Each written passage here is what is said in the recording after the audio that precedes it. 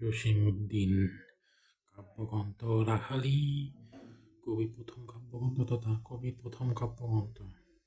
নকশিকাঁথার মাঠ কবির শ্রেষ্ঠ কাহিনী কাব্য। প্রচলিত ইতিহাস যে ব্যতিক্রম এই রচনায় তিনি কাহিনীর আবর্তনে সম্ভবত দক্ষতার পরিচয় দেন। গ্রন্থের বিভিন্ন ভাষায় অনুদিত হয়।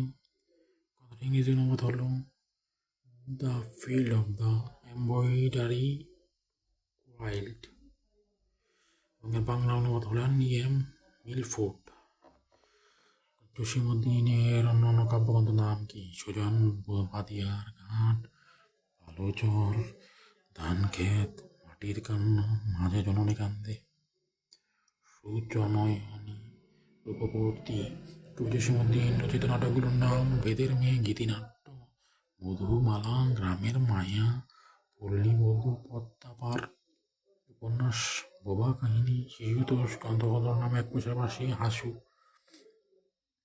ভ্রমণ কাহিনী, চলে মুসাফির, যে দেশে মানুষ বড় হলদে পরিচিত দেশ, আত্মজীবনী, জীবন কথা, ঠাকুর বাড়ির আঙিনা, স্মৃতিকথা, যাদের দেখেছি স্মৃতিকথা, গানের সংকলন রঙিলা নায়ের মাঝি, গাঙ্গের পার, জারি গান, কবিতা কবরুয়ের মাতৃবৃত্ত ছন্দে রচিত। কবিতাটি কয়েকটি মোট 118টি অঙ্ক রয়েছে।